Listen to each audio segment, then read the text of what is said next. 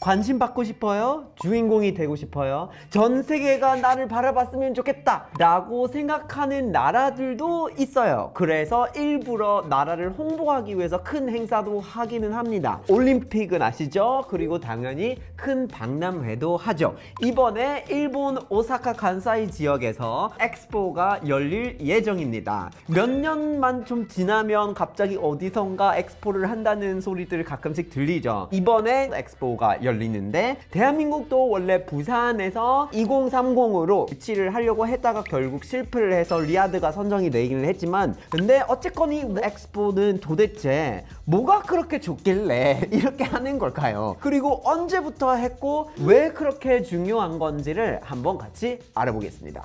일단 이 월드 엑스포를 얘기를 할 때 엑스포가 exposition의 줄임말이에요. 그래서 exposition이라고 말을 하면은 갖고 있는 것들을 전시를 시켜놔서 자랑질을 한다는 거예요. 그런데 주로 무역을 할 때 갖고 있는 상품이나 기술이나 제재나 이런 거를 말하는 건데, 월드 엑스포가 그런 배경을 가진 부분들이 알아보니까 있더라고요. 그래서 다른 행사들하고 또 구분이 될 필요가 확실히 좀 있는 것 같아요. 그래서 헷갈릴 수 있는데 하도 이 엑스포라는 말이 쉽게 여기저기 다 쓰고 있으니까 착각을 할 수 있더라고요. 심지어 제가 이거를 알아보면서 크게 실수를 할 뻔했어요. 일본 엑스포 이렇게 이제 찾아봤는데 Japan 엑스포가 나오는 게 있어요. 그런데 월드 엑스포 일본에서 하는 거랑 Japan 엑스포랑 별도 행사더라고요. 월드 엑스포는 국제적으로 기구에서 관리하는 행사입니다. BIE라는 약자로 줄여서 말을 하는데 Le Bureau International des Expositions 이라고 국제 박람회 사무국이라고 생각을 하시면 돼요. 파리에 본사를 두고 있고 세계적으로 열리는 엑스포 혹은 이거의 번외편들을 관리하고 투표하고 규정을 하는 기관입니다. 이 월드 엑스포는 1988년 제가 태어난 해죠. 그때부터 5년에 한 번씩만 개최하기로 했어요. 가끔씩 그 간격이 어느 해부터 어느 해까지인지 약간 바뀌는 게 있었어요. 92년이라든지 이런 식으로 좀 바뀌긴 했는데 2000년대부터 5년에 한 번씩 거의 안 바뀌고 진행을 하고 있어요. 월드 엑스포가 되려면 주최국에서 핵심적인 테마가 있어야 되고 인류의 어떤 보편적인 경험이나 문제라든지 그런 거랑 관련이 있어야 돼요. 진짜 큰 테마로 잡아서 전 세계가 자기 모습이 반영되어 있는 것을 확인할 수 있는 테마로 가야 된다, 이런 규정이 있고요. 2000년에는 독일 하노버에서 했고 2005년은 일본 아이치에서 하고 2010년은 상해, 2015년 이탈리아 밀란에서 했고 2020년은 원래 두바이에서 했어야 되는데 여러분이 너무 잘 아시는 것처럼 코로나가 터졌죠. 그래서 굉장히 어렵게 선택을 해가지고 1년 미루어서 2012년에 두바이에서 열렸고 이제는 2025년 일본 오사카 간사이 지역에서 4월부터 10월까지 이어질 건데, 근데 이렇게 크게 하고 있는 이 박람회는 도대체 어디서 왔을까요? 생각보다 역사가 굉장히 오래됐어요. 170년 넘는 역사를 가진 박람회예요. 언제 시작이 되냐면 1851년에 런던에서 The Great Exhibition이라는 게 처음으로 이렇게 만들어지는데요. 이런 박람회의 배경은 사실 우리가 서양 열강의 이제 제국 시스템들이랑 떼어놓을 수 없는 역사를 갖고 있다는 거죠. 영국 제국 안에서는 산업화를 이제 갓 시작한 상황에서 여러 가지 식민지를 전 세계적으로 갖고 있고 The sun never sets on the British Empire 이라고 해서 영국 제국이면 어딘가에 해가 떠 있다. 그 정도로 많은 영토를 갖고 있다. 진짜 자랑을 많이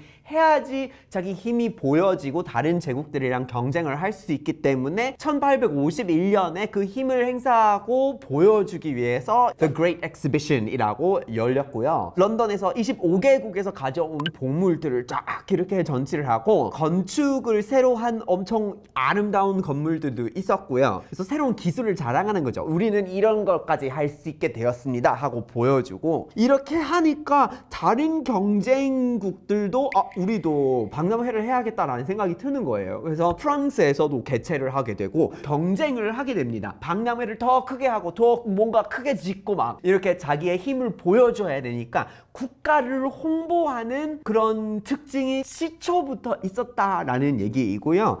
잠깐 채널 구독 좀 부탁드릴게요. 미국은 어땠을까요? 미국은 20세기 전까지는 유럽과 두고 봤을 때 되게 약간 자격지심이 있었다고 할 정도로 유럽 얘기만 자꾸 하고 유럽만 좋고 뭔가 경쟁 상대가 안 되는 것처럼 이렇게 스스로 생각하는 부분이 있었거든요. 그런데 미국이 이제 19세기가 되는 대로 안정화가 되기 시작했죠. 내전이 끝나자마자 나라가 확실하게 통합이 돼가지고 그 이후의 발전을 좀 더 안정적으로 할 수 있는 상황이 됐거든요. 딱 그 똑같은 시기가 산업화 시기인 거죠. 19세기 중후반에 과학이 되게 인기가 있었대요. 그러니까 돈이 많은 사람들이 그냥 과학 동아리 같은 거에 갔던 거예요. 뭐 지질학 동아리 같은 거를 하고 화석이나 뭐 이런 거 나오는 거 같이 이렇게 보고, 그래서 19세기에 자기 나라 과학자들이 어디까지 어떤 거를 발견했다 이런 것도 약간 자랑질이 되는 거예요. 프랑스에서 발견된 무슨 화석, 영국에서 발견된 무슨 화석에 어떤 옛날 동물이 있었다, 진짜 큰 동물이 있었네 하고 거기서 또 비교의식이 작용이 되는 거예요. 그래서 미국 안에서 화석을 발굴해가지고 이런 동물이 이 대륙에 있었다라고 하는데 그 약간 가짜로 이상하게 이제 끼워 맞춰서 더 큰 거를 만든 그런 사건도 사실은 있었거든요. 그래서 비교의식이 확실히 좀 있는 상태에 있었는데 미국이 그러면은 당연히 세계 박람회에 도전을 하고 싶어 하겠죠. 그래서 사실 2번 하게 되는데 미국 독립기념 차원에서 필라델피아에서 한 번 하고 19세기 딱 후반이 되는 대로 미국이 어느 정도 좀 자리가 확실하게 잡히기 시작했을 때 다시 하게 됩니다. 이 시기가 1890년대였거든요. 미국 1890년대면 우리가 어디선가 봤을 법한 미국 자본가 가문들 있죠. 모건, 체이스, 카네기, 록펠러, 석유를 발견하고 막 산업화에 기여하면서 큰 자본가 가문들이 만들어지는 거 있죠. 그게 딱 19세기 후반부터 확 이렇게 활성화되는 부분이 있었는데 딱 이 가문들이 등장을 해가지고 크게 임팩트를 끼치는 시기인 거예요. 그래서 파워가 생기고 있는 시기인 거죠. 그때 미국이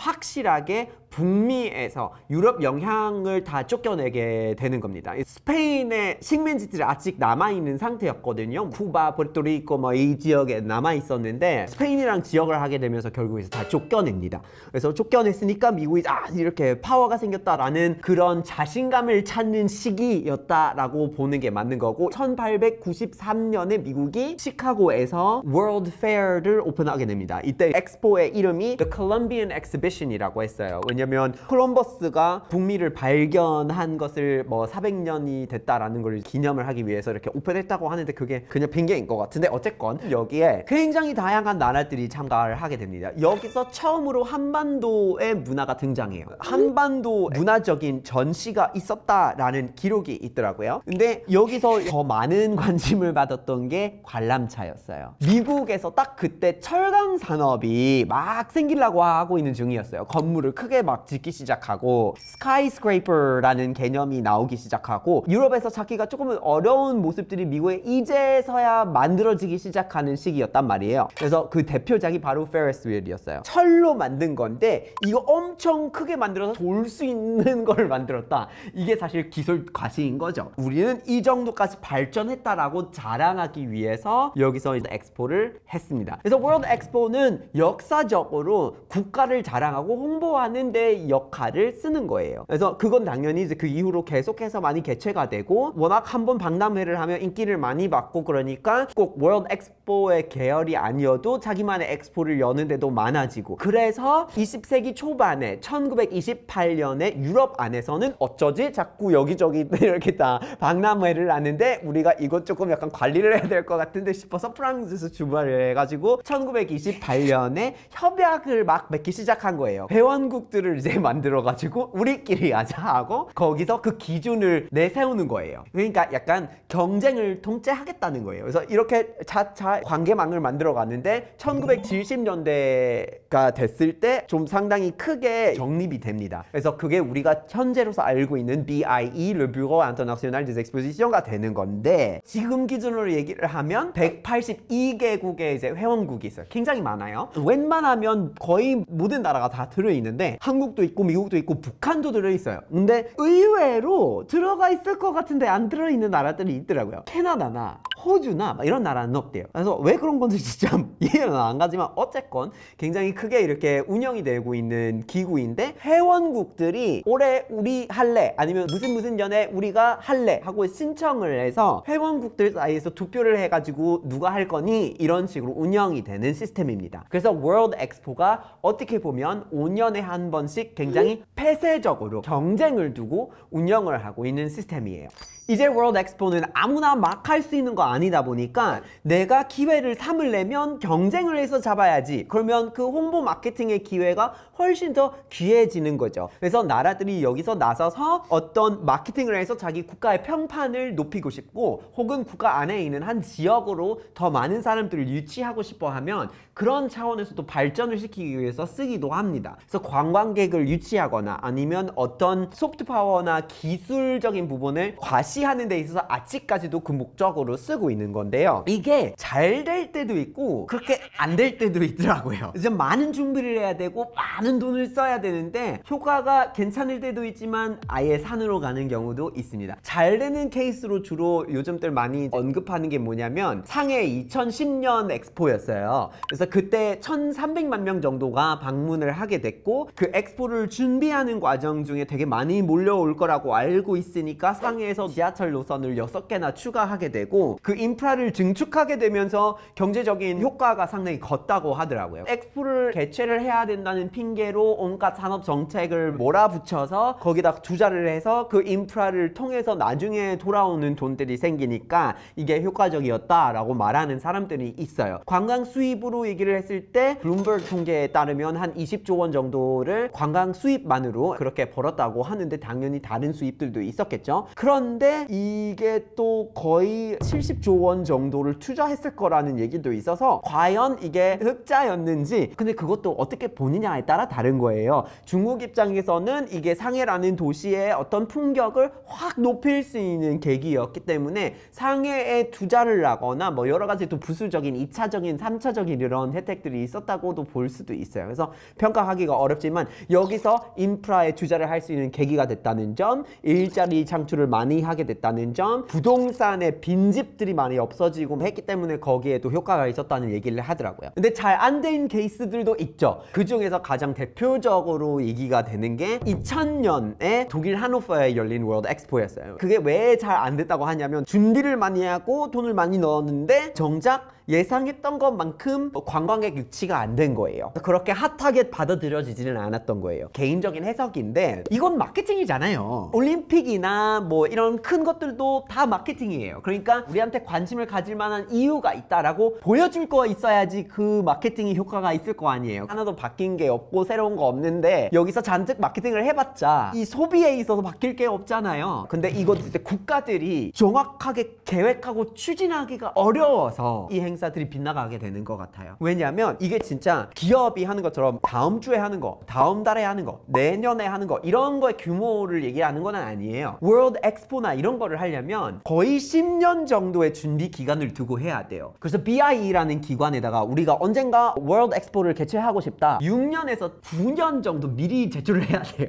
세상이 그 사이에 얼마나 많이 바뀌는데요. 그러니까 그렇게 잘 될 거라고 생각을 했지만 정작 홍보할 거리가 없어지는 경우가 분명 있을 수도 있어요. 타이밍이 아주 맞추기가 어려운 것 같아요. 일본에서 2025년에 월드 엑스포를 다시 개최하게 됐는데 일본은 월드 엑스포를 개최하는데 경험이 상당히 있더라고요. 1970년에 한번 하고 2005년에 한번 한 다음에 이제 세 번째로 열게 되는 건데 오사카 간사이 지역에서 굉장히 많은 사람들이 몰려올 것으로 예상을 하고는 있어요. 근데 이게 시기를 어떻게 보면 코로나 전의 세상일 때 신청을 했다는 말이죠. 그래서 지금 상황을 예상하지를 못했을 수도 있는데 어쨌건 시기적으로는 나쁘지 않다고 봐요. 저는 국가적인 요소들을 봤을 때 사실 이때 아니면 홍보할 거리가 없어질 수도 있다라는 그런 상황에 있는 게 일본이기 때문에 잘 됐을 수도 있어요. 한번 두고는 봐야 돼요. 4월부터 10월까지 사쿠라가 진 직후에 사람들이 이제 몰려오게 될 텐데 관광 산업에 굉장히 좀 좋을 수도 있을 것 같고요. 그리고 또 두 번째 포인트를 생각해 보면 엔이 그렇게 싸졌는데 그러면 전 세계적으로 사람들이 일본이랑 거래하기가 쉬워진 상태라는 거예요. 그래서 이때 엑스포를 하면 사실 기대할 수 있는 거리들이 충분히 생길 수 있다라고 분석하는 것도 나쁘지 않은 것 같고, 경제적인 상황이 어려워지다 보니까 일본이 확실하게 자기 경제적인 위상이 바뀌었기 때문에 이제 리브랜딩을 해야 되고 관계를 다시 이제 맺어야 되고 다시 출발을 해야 되니까 마케팅이 필요한 상황에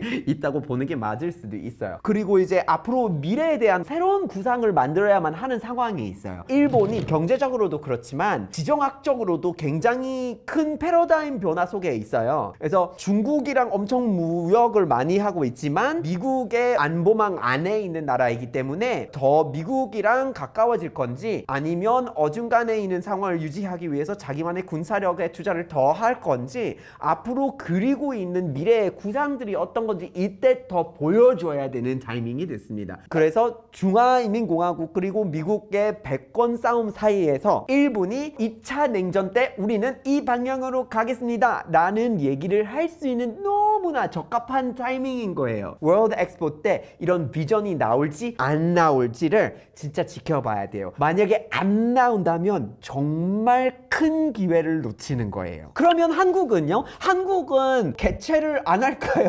어떻게 될까요? 한국은 엑스포를 아예 한 적이 없는 나라 아니에요. 대전에서도 했고 여수에서도 했고 월드 엑스포를 부산에서 하려고 했는데 상당히 좀 나쁘지 않은 성과를 거지고 있다가 압도적으로 리야드가 결국에는 뽑히게 됐어요. 그래서 2035년에 또 부산으로 엑스포를 유치하는 걸로 얘기를 할까 말까라는 거에 대해서 결정을 해야 되는 상황에 있을 것 같은데, 근데 이미 실패를 한번 했는데 다시 도전하는 게 말이 될까 의심하는 사람들은 있을 것 같아요. 저도 그거는 이해를 할 수 있는 논리거든요. 그런데 한 번 떨어지면 또 다시, 두 번 떨어지면 또 다시 이렇게 신청을 한 다음에 또 성사시키는 경우가 있더라고요. 한국이 그런 경험을 한 적이 있는데 동계올림픽이 바로 그거예요. 평창에서 2018년 동계올림픽을 개최하게 됐는데 그거를 2010년 그리고 2014년 둘 다 시도했다가 실패를 한 다음에 18년으로 결국 이제 성사를 시켰던 거예요. 그래서 한 번 실패를 하면 일이 끝났다라고 이렇게 보면 사실 그 기회가 나중에 안 찾아올 수도 있고 여러 번 도전할 만한 의미가 있을 수도 있어요. 다만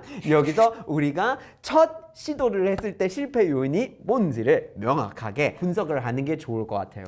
오늘 이렇게 월드 엑스포에 대한 얘기를 같이 나누어 봤는데요. 신기한 게 월드 엑스포가 너무 오래됐어요. 저는 사실 90년대 때부터 있었겠지 싶은 생각이 있었는데 그렇지 않고 130년 넘게 한국이 또 참가를 했어요. 그 시카고에 열린 것부터 시작을 해가지고 어느 정도 그 문화가 드러나 있었다는 점을 생각해보면 130년이 된 거네요. 그래서 상당히 오래된 역사를 갖고 있는 부분이고, 그러면 다시 한국이 여기에 월드 엑스포를 재도전하는 게 좋을까요? 여러분들이 어떻게 보세요? 다시 유치를 하는 게 좋을까요? 2035년이 되면 대한민국이 더 마케팅이 필요할 거라고 생각을 하시나요? 의견이 어떻게 되시는지 한번 댓글로 꼭 알려주시고요. 그리고 우리가 앞으로 살려볼까요? 해서 여러 가지 세계적인 이슈에 대해서 계속 얘기를 해볼 테니까 다음에도 함께 해주세요. 바이바이.